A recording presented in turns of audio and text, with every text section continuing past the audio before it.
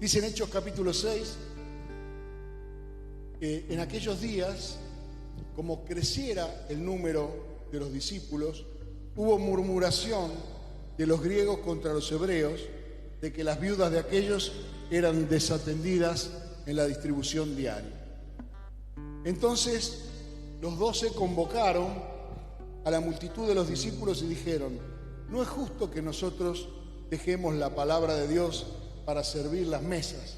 Buscad pues, hermanos, de entre vosotros a 7 varones de buen testimonio, llenos del Espíritu Santo y de sabiduría, a quienes encarguemos de este trabajo. Y nosotros persistiremos en la oración y en el ministerio de la palabra. Agradó la propuesta a toda la multitud y eligieron a Esteban, varón lleno de fe y del Espíritu Santo, a Felipe, a Prócoro, a Nicanor, a Timón, a Parmenas y a Nicolás, prosélito de Antioquía, a los cuales presentaron ante los apóstoles, quienes orando les impusieron las manos. Y crecía la palabra del Señor y el número de los discípulos se multiplicaba grandemente en Jerusalén, y también muchos de los sacerdotes obedecían a la fe. Gloria a Dios. Los que pudieron escuchar lo que dije, porque hoy tenemos varios predicadores todo al mismo tiempo, ¿no? Pero este es el primer conflicto que hubo en la iglesia. La iglesia del Señor crecía y se multiplicaba en la predicación de la palabra de Dios. Había milagros, había sanidades, había prodigios, había testimonios tremendos de lo que el Espíritu Santo hacía, y la iglesia se empezó a multiplicar.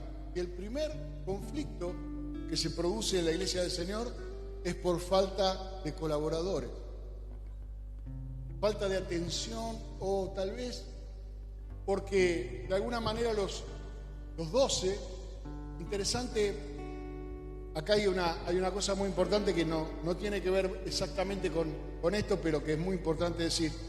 Hay muchos que dicen que los apóstoles se equivocaron cuando ordenaron como apóstol a Matías, después de que Judas fue descartado, ¿no? Y dicen, no, porque hasta que no vino el apóstol Pablo no se completaron los 12. Bueno, mentira, porque acá dice que los 12 funcionaban como 12, digamos, y no descarta la elección de Pedro acerca de Matías. Pero 12 eran insuficientes. ¿Por qué? Porque la primera vez que ministraron se entregaron al Señor 3.000 almas, la segunda vez, después del milagro que hicieron los apóstoles en la puerta hermosa del templo de Jerusalén, 5.000 se agregaron al Señor. Imagínese usted una iglesia que de repente ya tenía 8.000 creyentes y estaba atendido por 12 personas.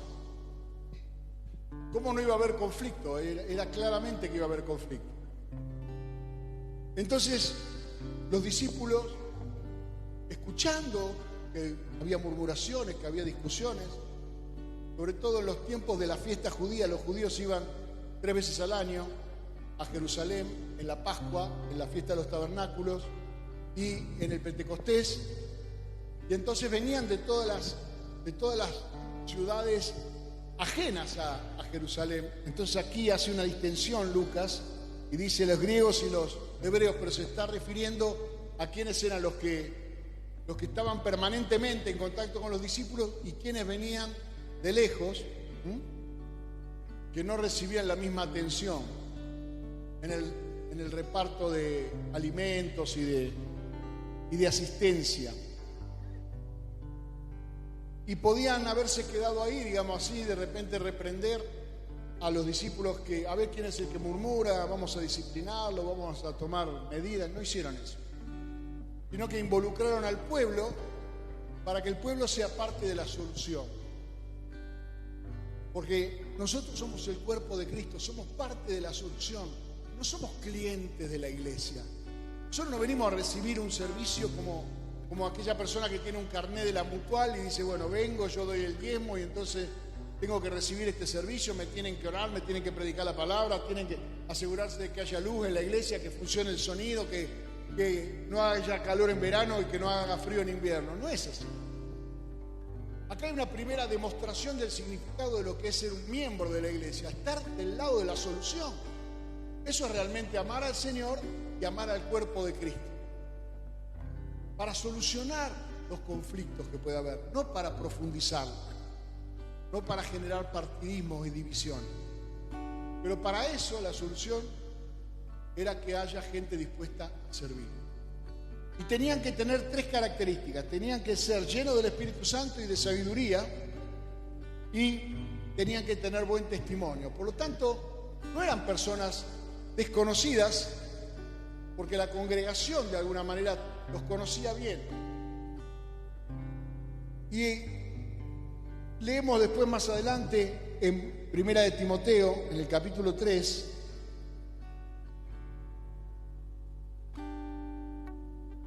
Primera de Timoteo, capítulo 3, creo que del verso 7-8, dice: los diáconos, asimismo, deben ser honestos, sin doblez, no dados a mucho vino, bueno, un poquito pueden tomar, no codiciosos de ganancia deshonesta, que guarden el misterio de la fe con limpia conciencia, y estos también sean sometidos a prueba primero, y entonces ejerzan el diaconado si son irreprensibles. Las mujeres, acá está hablando de las diaconisas, asimismo sean honestas, no calumniadoras. ¿Sabes cuál es la palabra que acá está traducida calumniadoras? En el original en griego, ¿cuál es la palabra? Diablas. La palabra. Sino sobrias y fieles en todo. Los diáconos sean maridos de una sola mujer y que gobiernen bien sus hijos y sus casas. Porque los que ejercen bien el diaconado, y la palabra diaconado es ministerio, es la palabra, cuando Reina Valera hicieron esta traducción, utilizaron algunas palabras que arbitrariamente las tradujeron al español y otras las dejaron. Por ejemplo, cuando aparece la palabra ministerio, siempre es la palabra diaconía en el Nuevo Testamento. Acá pusieron diaconado, pero en realidad es un ministerio. Ganan para sí un grado honroso y mucha confianza en la fe que es en Cristo Jesús. Así que en la iglesia había básicamente 3 clases de personas. La iglesia del Señor, al que cuando lea la carta, por ejemplo, si no me equivoco, creo que la de Filipenses, permítame que me extienda un poquito, porque esto, como las iglesias lo dejaron de hacer, inventaron los líderes, sacaron el diaconado. Filipenses capítulo 1, Pablo y Timoteo, siervos de Jesucristo, a todos los santos en Cristo Jesús que están en Filipos, con los obispos y los diáconos. Ahí está toda la iglesia. Los santos, los obispos, que son los supervisores, pastores, ancianos, y los diáconos. Y esa era toda la iglesia.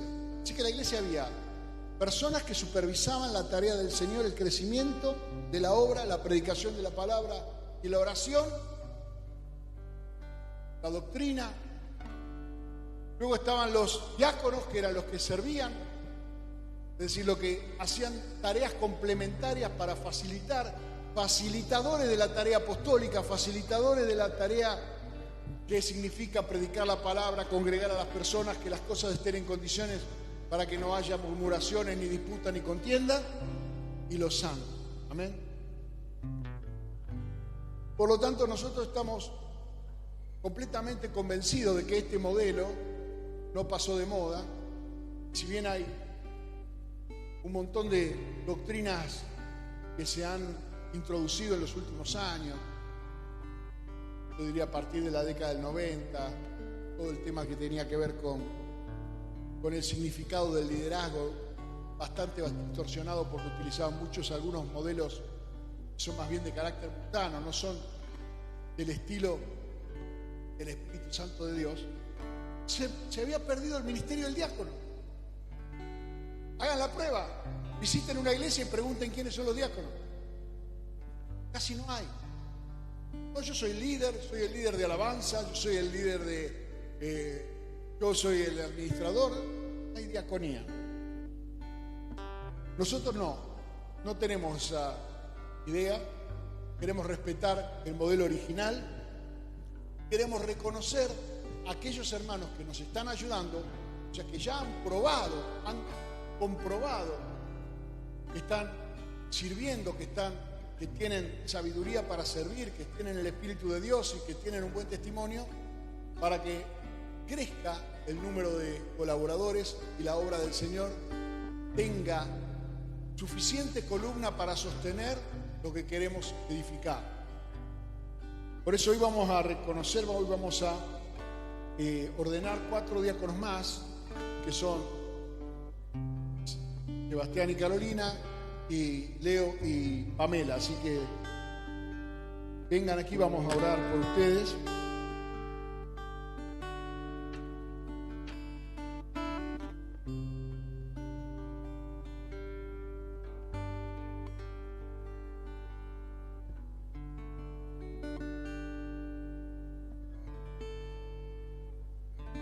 Diaconito.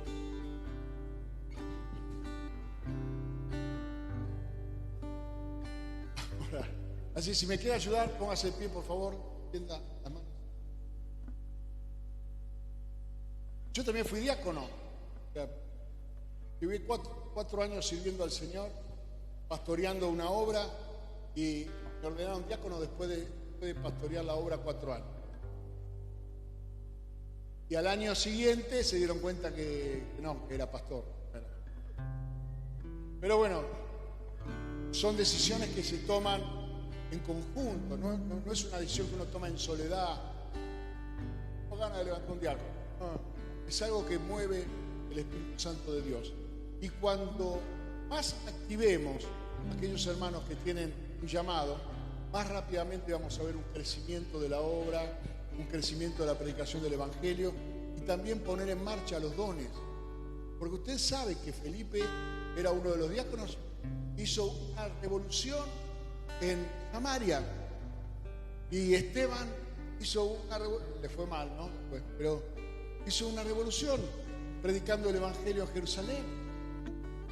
Porque no son solamente personas que sirven la mesa, son personas con sabiduría, con el Espíritu de Dios, con buen testimonio. Así que vamos a orar. Por ello, extienda la mano hacia acá. Amén. Padre, en el nombre de Jesús, Padre, en el nombre de Jesús, Señor, en obediencia a tu palabra, tomamos, Señor, decisiones inspiradas por tu Espíritu, creyendo siempre por la fe, Padre, que tú harás y añadirás, Padre, todo lo que es necesario para el cumplimiento de tu propósito, para que tu deseo sea cumplido en la vida de ellos como siervos de Dios. En el nombre de Jesús, Padre, yo simbólicamente pongo mis manos, Señor, sobre ellos, pero eres tú, Padre Santo, el que los seleccionó y el que los habilitó y el que les dará poder para avanzar, Señor, contra todo lo que el enemigo levante en su contra, para manifestar tu gloria y tu triunfo en Cristo Jesús. En el nombre de Jesús, en el nombre de Jesús, Padre, en el nombre de Jesús, Padre, tú proveerás de toda fortaleza, gracia, unción, sabiduría, poder, y abrirás también puertas y oportunidades de bendición para manifestar tu gloria. A donde nosotros no podamos ir, ellos irán en el nombre de Jesús. Y tu palabra correrá, Señor, como un río, en el nombre de Jesús. Padre, en el nombre de Jesús, tu bendición, que es la que enriquece y no añade tristeza, Padre, trayendo, Padre Santo, el equipo necesario, toda la armadura, Padre, para resistir, Padre Santo, frente a las tentaciones, frente a las pruebas, Padre, frente a lo que se levante en contra del Evangelio de Jesucristo, porque tu iglesia triunfará, vencerá, Señor, sobre todo principado, sobre toda potestad. Padre, tú te levantarás con poder y con autoridad. Padre, en el nombre de Jesús, úsalos, Señor, con la autoridad con la que usaste, Señor, a Felipe en Samaria, trayendo sanidades, trayendo libertad, trayendo, Señor, salvación y alegría y gozo, Señor, en esa ciudad. No volvió a ser la misma, Padre, en el nombre de Jesús, porque tú, Señor, enviaste a uno de tus servidores.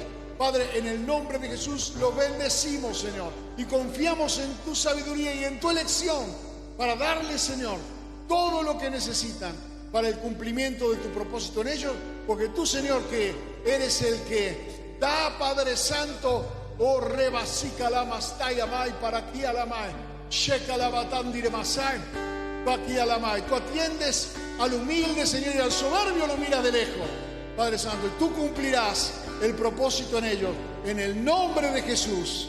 Amén, amén. Gracias, Señor.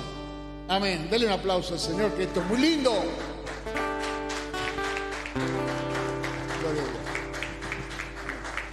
Gloria a Dios. Vamos a adorar al Señor. Después me los abrazan, me los apachuchan y todo.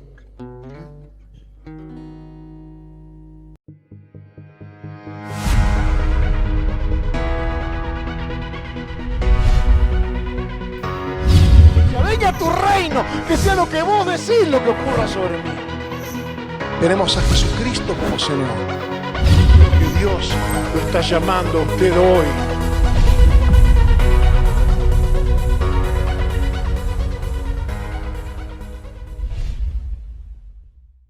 Marcos capítulo 3, verso 13. Gloria a Dios.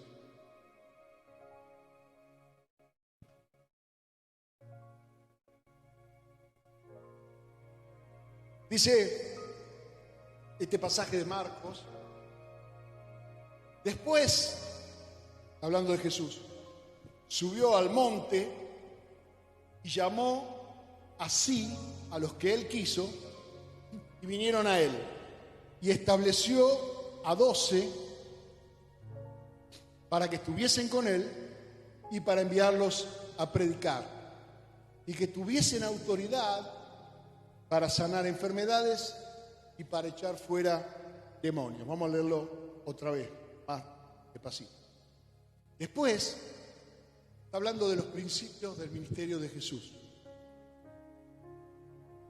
Después de que fue encarcelado Juan el Bautista, después de que ya Jesús había sido bautizado en el Jordán y había sido tentado en el desierto, había empezado a llamar a sus primeros discípulos, los primeros cuatro pescadores,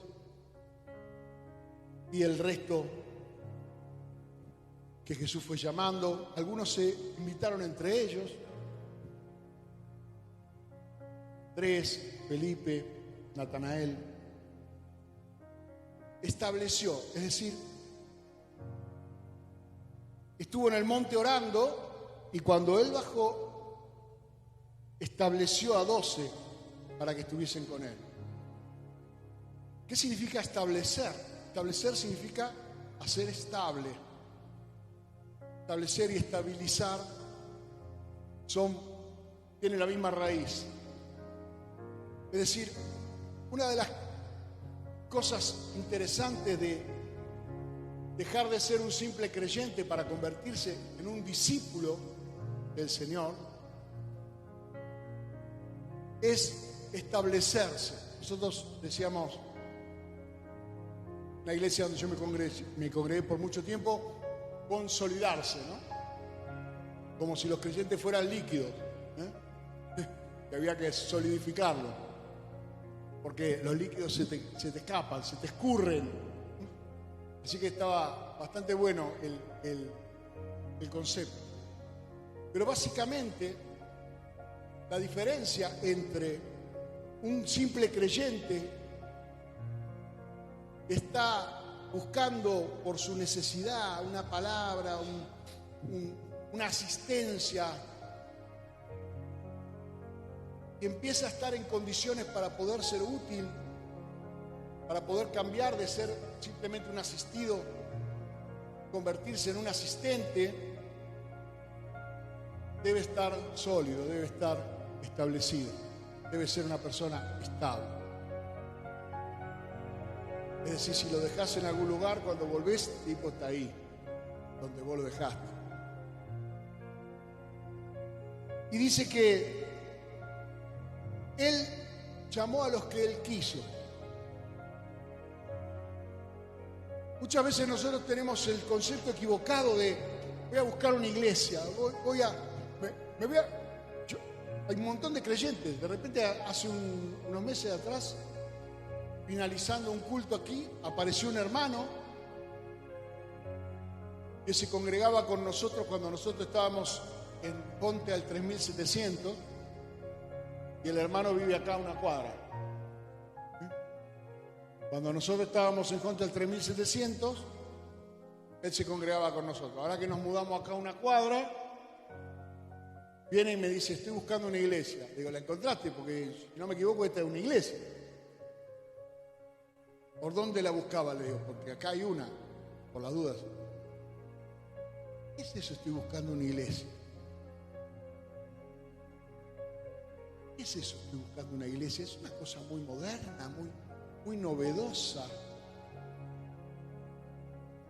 Nosotros somos la iglesia. Quiere decir que no te has encontrado. Que si estás buscando una iglesia es porque todavía no sabes quién sos. No tenés una identidad, no tenés claro que sos parte del cuerpo de Cristo. Jesús se lo explicó a los discípulos. Muchachos, Juan capítulo 15, verso 16. No me elegisteis vosotros a mí, sino que yo los elegí a vosotros. Y los he puesto para que vayáis y llevéis fruto, y vuestro fruto permanezca, para que todo lo que pidiereis al Padre en mi nombre, Él os lo dé. Tenemos que entender que hay una elección soberana de parte del Señor y que nuestro lugar en la vid verdadera, nuestro lugar en el cuerpo de Cristo, es un lugar asignado por el Señor. Si alguien me dice: no, mira, mi búsqueda consiste en que me voy a poner en oración y ayuno hasta que Dios me diga dónde me voy a congregar, sería hasta casi respetable. Pero donde vos quieras que te congregues, vos sos vos. Y vos sos la iglesia. Por lo tanto, si sos carnal en Pacheco, serás carnal en Loma de Zamora. Y si sos desobediente en Quilmes, serás desobediente en Bursaco. Tu relación con el Señor es directa porque hay un solo Dios y un solo mediador entre Dios y los hombres, que se llama Jesucristo. Y la relación con Jesucristo es con la cabeza y con el cuerpo. Y si vos sentís que tenés la capacidad de poder juzgar, yo no estoy hablando de lugares donde no se predica el Evangelio, donde se practican herejías. Hay un montón de cosas raras en la iglesia del Señor. Pero si sos un creyente formado en el cuerpo de Cristo, donde la palabra te fue predicada, ministrada, y donde hay un buen testimonio de parte de los siervos de Dios, y en el momento en que tenés que empezar a consolidarte, a establecerte, te agarra el aburrimiento y empezás a tener necesidades de otras cosas, algo está fallando en esa preparación, en esa búsqueda real de hacer la voluntad de Dios. Dice en Efesios capítulo 1, verso 11, por si alguno tiene alguna duda de esto, que en Cristo tuvimos herencia, habiendo sido predestinados conforme al propósito del que hace ¿cuántas cosas? Todas las cosas según el designio de su voluntad. Por lo tanto, no es que yo estoy buscando una iglesia, sino que hay una asignación personal, hay un plan de Dios para mi vida que ha sido preparado antes de la fundación del mundo. Hemos sido predestinados para caminar, para servir, para ser útiles, para formar parte del cuerpo de Cristo. Y lo que necesitamos es que eso se revele en nosotros. Aunque no es tan difícil que se revele, porque eso se revela en el día que realmente nos damos cuenta que no somos clientes de la iglesia, que la iglesia no es un lugar donde yo vengo, que me preste. No es un restaurante, no es un hospital, no es un colegio, no es ninguna de esas cosas. Es la iglesia del Señor Jesucristo, columna y baluarte de la verdad. Es la casa de Dios. A veces me preguntan a mí por qué no hacemos esto, por qué no hacemos lo otro, por qué no hacemos aquellas cosas que hacen más allá. Porque somos la casa de Dios. Y hay un montón de cosas que se pueden hacer en cualquier lugar, no necesariamente en la casa de Dios. Pero en la casa de Dios debemos hacer ¿qué? La voluntad de Dios. Y solo tengo certeza de que Dios quiere que prediquemos su palabra, que lo adoremos, que oremos los unos por los otros y que no nos olvidemos de los pobres. Pero de todo lo demás, que es entretenimiento, que es tratar de utilizar una herramienta de atracción mundana para que yo me sienta cómodo, me sienta feliz y la pase bien, no apura, no ayuda, no aporta a la verdad. La iglesia es columna y baluarte. Si usted sabe la diferencia entre una columna y un baluarte. La columna es para sostener el techo, el baluarte es para unirlas, es la punta donde se juntan las paredes. Así que si nosotros dejamos deteriorarse la verdad, se nos cae el techo encima, se nos caen las paredes, quedamos desamparados. Por eso todo aporte del creyente es a favor de la verdad. Jesús lo llamó. Dice, bueno, ¿y por qué llamó 12? Bueno, porque para que te quede claro que Él sabe cuántos son los que había de establecer. Sabemos perfectamente que hay cosas que deben ser para toda la multitud y hay cosas que se ministran en privado. Cualquiera que tiene una familia entiende este concepto. Sabe perfectamente quiénes son los que viven con él, quiénes son los vecinos de enfrente. Y por más que los ame a los vecinos de enfrente, tiene clarísimo que ese nene es el nene del vecino y este es el mío. Todo el mundo lo sabe. Ninguna mamá va a hablar con la maestra para defender a un nene del vecino que se portó mal. Va porque se siente identificada con que algo mal hizo para que las cosas hayan salido mal. Hay una responsabilidad primaria, indelegable, cerca de quiénes son los nuestros. Por eso el apóstol dice, hacer bien a todos, pero mayormente a la familia de la fe. Es decir, a los que forman parte de tu grupo de pertenencia, la iglesia local, tus hermanos más cercanos.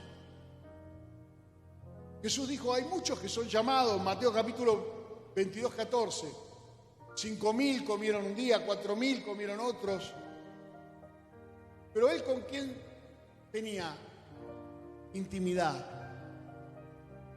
Con 12.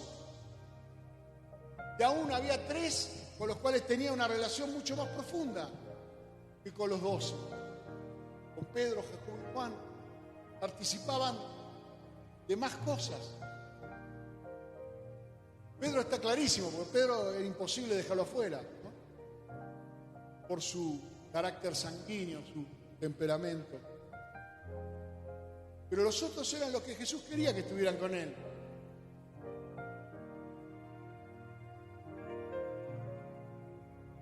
Y dice, bueno, pero ¿nosotros no queremos acaso crecer y ministrar multitudes? Por supuesto que sí. Por supuesto que queremos ministrar la ciudad completa, pero la multitud, es decir, la cantidad de discípulos no hace a la calidad del maestro ni del propósito de Dios. ¿Cuánta gente fue a ver a Messi ayer al estadio de Miami? Que son 20.000 personas. Bueno, entonces podés juntar multitudes para cualquier propósito. para hacer una revolución, para hacer un piquete, para hacer un montón de cosas que son de carácter terrenal, natural. Pero juntar personas que realmente de corazón, con todo lo que significa renunciar a las cosas del mundo, quieran convertirse en discípulos de Jesucristo, no termina siendo pasión de multitud. Sí, pasión de multitud es la alabanza, la adoración. Si fuéramos la barra brava de Cristo, seguramente la gente vendría. Pero queremos nosotros ser columna y baluarte de la verdad. ¿Y sabe cómo lo llamó Jesús? A muchos pastores no les gusta este pasaje, pero está en la Biblia. Lucas capítulo 12, verso 32. Jesús le dijo: no temáis a ese grupito, manada pequeña, porque a vuestro Padre le ha placido daros el reino. Es decir, tenemos un destino de grandeza, pero no podemos nosotros ahora sentirnos menos porque somos un grupo todavía pequeño. Hay una promesa de parte de Dios. Ahora, dice en este pasaje que Jesús los convocó para que estuvieran con Él. ¿Qué significa que estuvieran con Él? Ese es el proceso del discipulado. El discipulado es una cuestión de conexión, es una cuestión de comunión, es una cuestión de impartición. La única forma de aprender no es en teoría, es viendo cómo se hacen las cosas, involucrándose en cómo se hacen las cosas. Muchas veces nosotros tenemos opinión de cómo se hacen las cosas sin saber cómo realmente se hacen. Cómo se toman las decisiones, cómo se eligieron determinadas cuestiones. Para que usted tenga una idea, en este momento tenemos un montón de opciones que se abrieron para elegir el próximo lugar donde nos vamos a mudar, ¿no? Porque sabemos que acá vence el contrato, el dueño quiere que nos mudemos. Bueno, nos vamos a mudar. Hay un montón de opciones. ¿Cómo cree usted que vamos a elegir cuál es el mejor lugar? En este momento tengo por lo menos 4 alternativas para elegir. Vamos a orar y vamos a buscar la guía del Señor. Y Dios nos va a mostrar claramente cuál es el lugar donde quiera que nosotros estemos. Y dice, bueno, y en estos cambios siempre traen alguna consecuencia. Pero nosotros no podemos forzar la situación más que orar y buscar la guía del Señor Jesús. Si usted es un discípulo, entonces va a estar empapado de la situación. Va a saber a dónde se está moviendo la iglesia. Se va a dar cuenta por qué se hace lo que se hace y por qué no se hace lo que no se hace. Y eso realmente es lo que empieza a hacer que el creyente madure, empiece a convertirse en alguien verdaderamente útil. Jesús hablaba con parábolas a las multitudes y a los discípulos le explicaba las parábolas. ¿Por qué razón? Porque conocía el corazón de unos y de otros, los que simplemente venían a escuchar y a recibir un milagro o a comer cuando Jesús multiplicaba los alimentos. Pero también estaban los que querían estar con Él. A esos Jesús los llamaba amigos, con esos no tenía secretos. Esos eran los que caminaban en obediencia.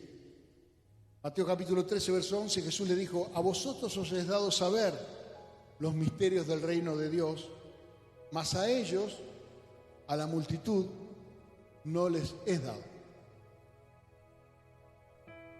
Para establecer claramente la diferencia entre un discípulo y alguien que simplemente quiere escapar de la perdición, pero no quiere involucrarse en la obra de Dios.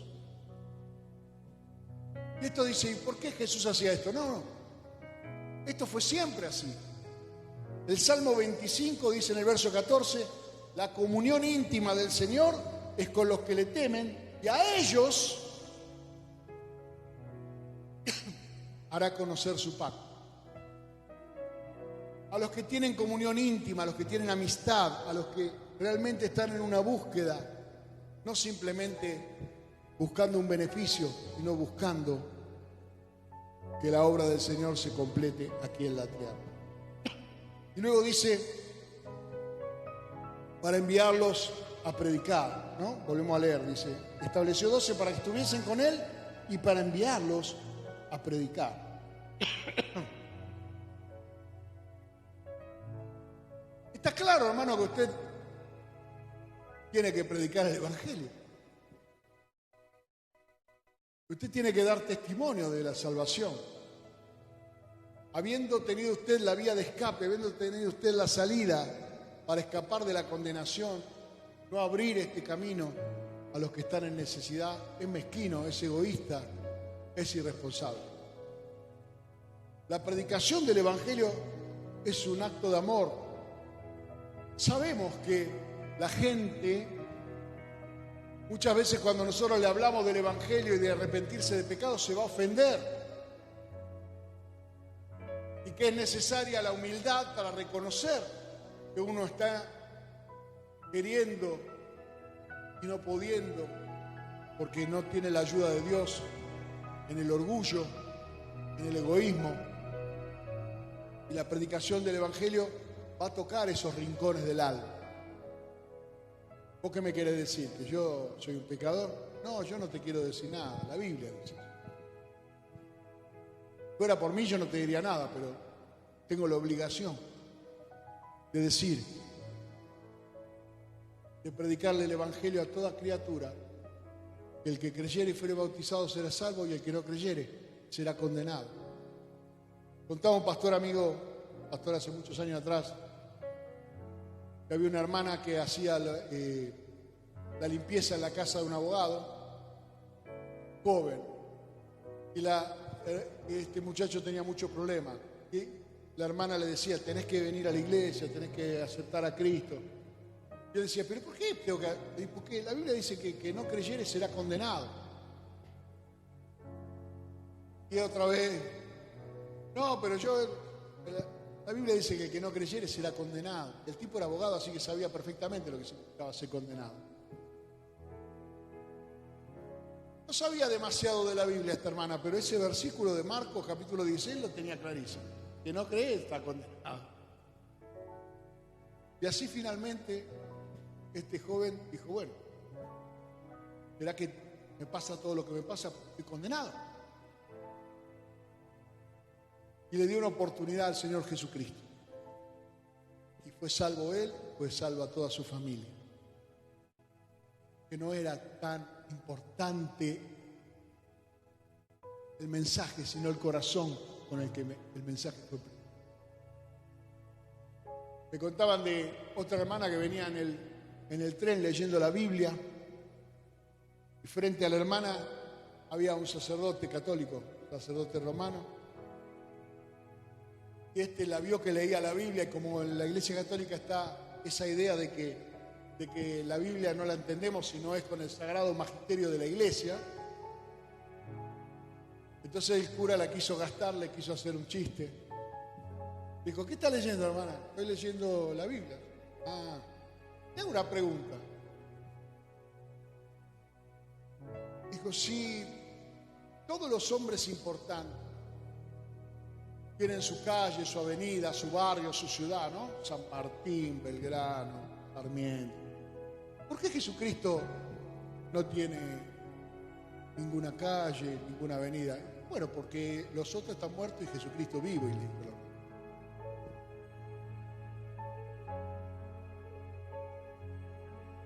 No hace falta saber tanto. Hay que tener el corazón necesario para que cuando alguien presiona la muñeca, en vez de decir mamá, predique el Evangelio, ¿me entiende? Salga una palabra de parte del Señor. ¿Me comprende? ¿Qué fue lo que escuchó el profeta en la presencia del Señor, en el trono de Dios? El Señor dijo, ¿a quién enviaré? ¿Quién irá por nosotros? La conversación de ¿con quién estaba hablando el Señor cuando Isaías estuvo en su presencia viendo en el trono la gloria de Dios. Estaba hablando el Señor. Tal vez el Padre con el Hijo, con el Espíritu ahí hablando. Pero en la presencia de Dios, estar en la presencia del Señor y hacerse el distraído cuando el Señor hace un llamado, no es saludable. Me gusta porque en el Apocalipsis de Juan, usted lee que los querubines cantaban una canción que es la misma que cantaban 500 años antes cuando Isaías tuvo la revelación. Por eso a mí digo, si cantaban la misma canción, probablemente la conversación del Padre y el Hijo sigue siendo la misma. ¿A quién vamos a enviar? ¿Quién será ahora el que predique el Evangelio? ¿Quién irá por nosotros? ¿Quién irá por tu familia? ¿Quién irá por tu vecino? ¿Quién irá por tu compañero de trabajo? ¿Quién irá por tu compañero de colegio? ¿A quién va el Señor a enviar? Haya en nosotros este sentir, ¿no es cierto? El deseo de Dios es ser anunciado, es ser conocido. Él quiere que lo anunciemos. Mire, el Salmo 96.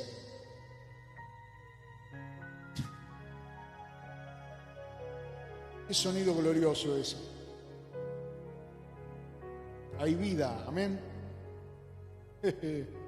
Gloria a Dios. Cantad a Jehová un cántico nuevo, cantad a Jehová toda la tierra, cantad a Jehová, bendecid su nombre, anunciad de día en día su salvación. Anunciad de día en día su salvación. No es una idea del Nuevo Testamento, es una idea de toda la Biblia.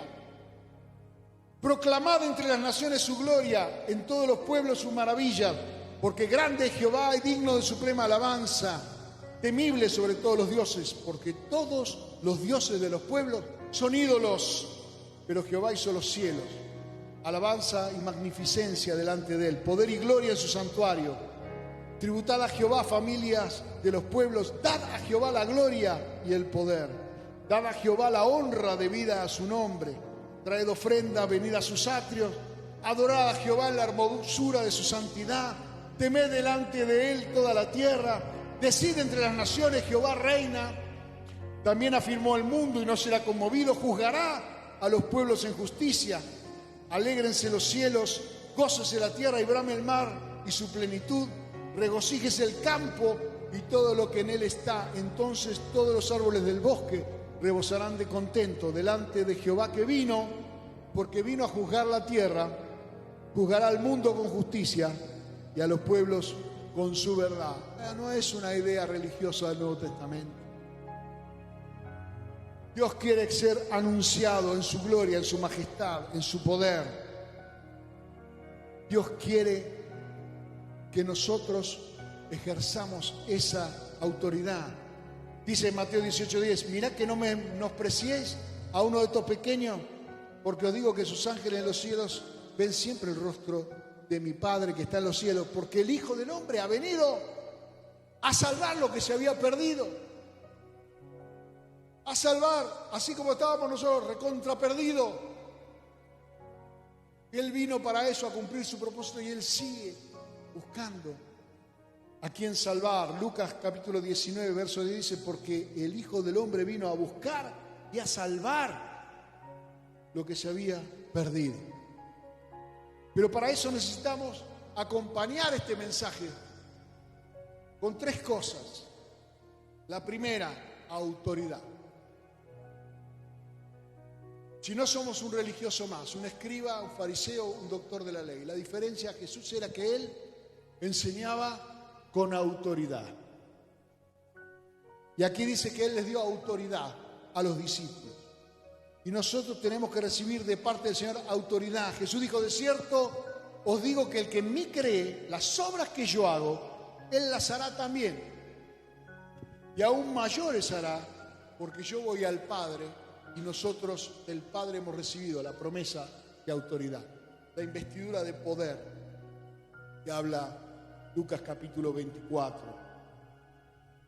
El Espíritu Santo, la unción, la habilitación, lo que antes recibían solamente sacerdotes o reyes, Fueron ungidos Aarón y sus hijos para ministrar en el santuario.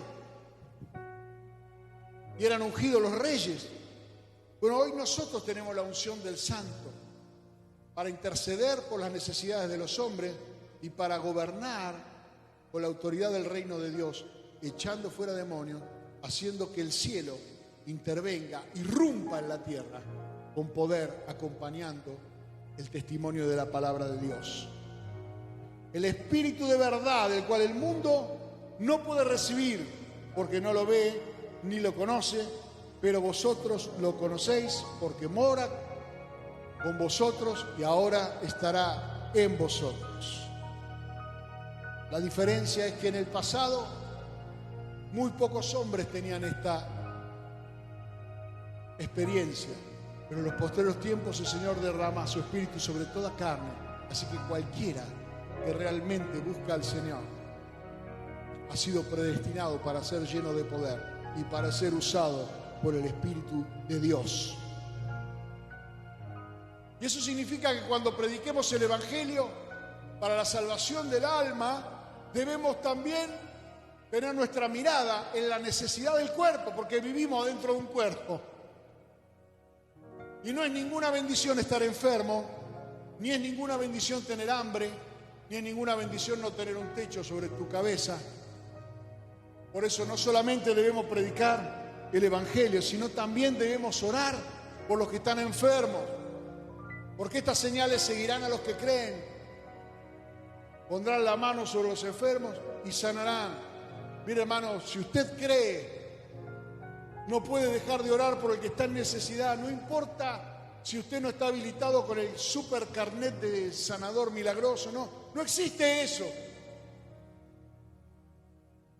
Pero los que realmente creen que el Espíritu de Dios está obrando en sus vidas, háganlo con autoridad y háganlo con naturalidad, para que se desate de una vez por todas el poder de Dios en la iglesia del Señor. Y demos testimonio cada semana de sanidades, de milagros, de prodigios, de maravilla, porque Él fue herido por nuestras rebeliones y molido por nuestros pecados, y el castigo de nuestra paz fue sobre Él, y por su llaga fuimos nosotros curados. Hecho está. Dice Mateo 8:16 que cuando llegó la noche le trajeron los endemoniados y con la palabra echó fuera a los demonios, porque conoceréis la verdad y la verdad os hará libres. Y sanó a todos los enfermos. ¿A cuántos? A todos. Para que se cumpliese lo dicho por el profeta Isaías cuando dijo: Él mismo tomó nuestras enfermedades y llevó nuestras dolencias. Mateo 8, 16, 17. Y por último, echar fuera demonios, hermanos. ¿Sabe qué? Muchas cosas no cambian porque convivimos con los demonios. Porque queremos orar para que Dios bendiga, para que Dios prospere, para que Dios sane, y los demonios están ahí. Hay ambientes a donde nosotros nos movemos, donde el enemigo tiene baluartes propios. Jesús le escribe a una de las iglesias y le dice: yo sé que vos estás conviviendo en el lugar donde Satanás tiene su trono. Vaya a saber por qué dice eso.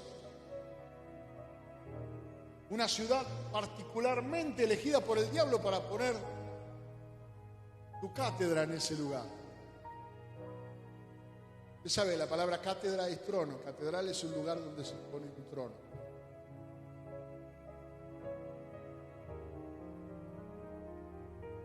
Pero Jesús nos enseñó el propósito fundamental de la unción del Espíritu Santo. Cuando damos buenas nuevas a los pobres, es sanar a los quebrantados de corazón, a pregonar libertad a los cautivos, vista a los ciegos y a poner en libertad a los oprimidos, predicando el año agradable del Señor. Así se presentó Jesús. El Espíritu de Jehová, el Señor, está sobre mí. ¿Cuántos tienen el Espíritu de Dios? Mire, hermano, es muy importante.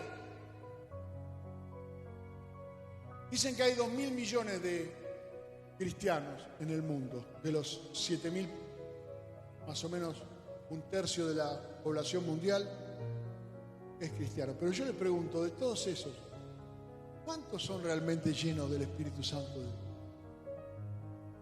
Tal vez en tu barrio vos sos el único. No digo en tu familia, por ahí en tu familia sos el único que tiene el Espíritu de Dios. En tu barrio, en tu trabajo. Yo recuerdo cuando trabajaba en una fábrica en San Luis, era un pandemonio en eso, era una cosa totalmente diabólica. Cada mañana antes de entrar yo oraba en la puerta de la fábrica y ataba a los demonios, tomaba autoridad espiritual para poder trabajar, simplemente para poder tener un día sin mayores conflictos. Si no tomamos autoridad en el lugar donde nosotros estamos, pues entonces no somos luz del mundo. Debemos tomar autoridad, aún en el colectivo donde usted viaja. Mi abuelo me decía de chico, yo subo al colectivo, están todos bendecidos porque estoy yo. Que oré, que le pedí a Dios que bendiga el colectivo, que no choque, que no haya ningún... Eso está, yo ya cuando subo en fe. Todos los demás ni lo saben y están protegidos por mí, decía mi abuelo. Vivió 93 años creyendo eso. Nosotros estamos para hacer una diferencia. Hay un problema que usted parece que no tiene una solución, hermano, hay un demonio detrás de ese problema. Tome autoridad, ore con autoridad, reprenda, échelo fuera de su casa, de su trabajo, de su familia, para que el Espíritu Santo de Dios pueda manifestar toda la gloria que Dios quiere traer sobre tu casa. Porque eso es que el reino de Dios entre en tu casa. Jesús le dijo a los discípulos, ustedes dicen que yo echo demonios por Belcebú, claro. ¿Y ustedes por qué lo echan? Ustedes no echan a nadie. Conviven con esos demonios. Mas si yo, dice, por el dedo de Dios, echo fuera a los demonios, es porque ciertamente el reino de Dios ha llegado a vosotros. Somos rescatados. Hoy esta mañana me despertó el Señor con ese pensamiento. El Señor me decía, rescatado, no descartado. Descartar es fácil, rescatar es difícil.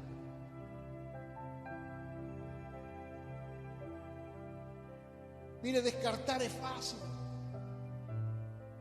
Por mucho apego que usted tenga de alguna cosa, ese día, algún momento ese pullover agujereado lo va a descartar. En algún momento esa zapatilla bigotuda la va a descartar. En algún momento tirará el envase vacío del desodorante. En algún momento tirará el cartoncito del rollo. Descartar es fácil. Lo que es verdaderamente difícil es rescatar. Rescatar demanda un precio.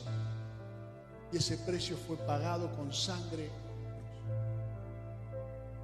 Y por ese precio, nosotros no fuimos simplemente llamados a salvación, sino fuimos llamados a ser discípulos de Jesucristo, para anunciar las virtudes del que nos llamó de las tinieblas a su luz admirable. Vamos a orar al Señor. Dígase usted mismo cada mañana, soy rescatado, no descartado. Mire, cada vez que cometemos una macana, los creyentes nos hacemos unos problemas terribles. Yo no sé si usted de vez en cuando mete la pata. Alguno me dice cuándo, a la mañana o a la tarde. No. Cometemos errores, nos enojamos, decimos algo que no teníamos que haber dicho, compramos algo que no teníamos que haber comprado, nos juntamos con alguien con el que no nos teníamos que haber juntado. Fuimos a un lugar donde no teníamos que haber ido. Tantas cosas. Pero fuimos rescatados, no descartados. Y mientras el Espíritu Santo sigue llamándonos, sigue atrayéndonos a buscar al Señor, Mientras siga habiendo en tu corazón ese deseo de adorarle, ese deseo de conocer su voluntad, ese deseo de tener comunión con Él, intimidad, el Señor te va a revelar su poder, su gloria, su majestad. Y también traerá salud para tu vida y bendición para tu casa. Porque donde está Él, las cosas cambian. Te adoramos, Jesús. Digno es el Cordero de recibir la fuerza y honra, Todo el poder. Digno es el Cordero de recibir la fuerza, gloria y honra, todo el poder. Aleluya. ángeles y querubines Delante del trono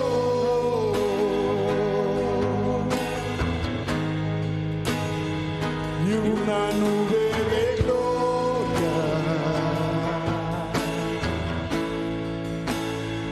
y una nube de gloria. Sí, Señor, hay ángeles en este lugar, ángeles y querubines delante del trono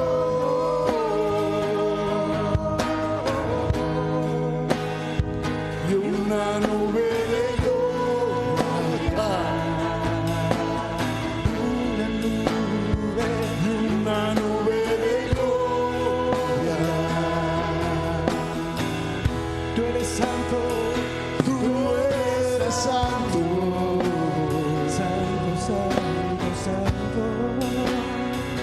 tú eres santo, Santo, santo, santo, tú eres santo. digno eres, Señor, Digno es el Cordero de recibir la fuerza, gloria y honra, todo el poder. Te adoramos, Señor. Digno es el Cordero de recibir la fuerza, gloria y honra, todo el poder. Ángeles y querubines delante del trono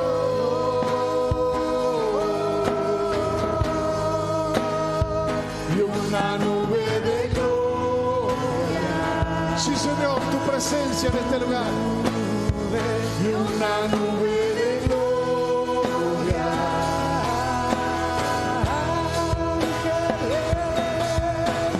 Ángeles y querubines delante del trono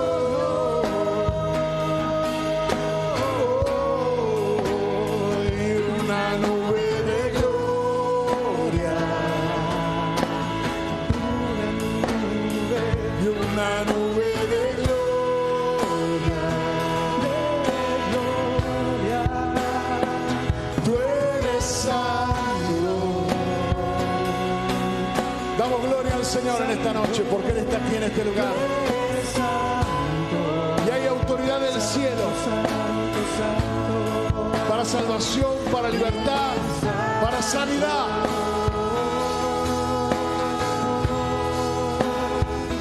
Tú eres santo,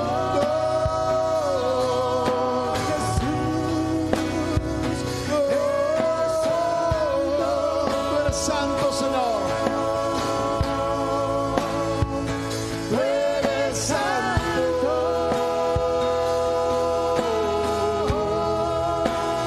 Oh Rey, te adoramos. santo,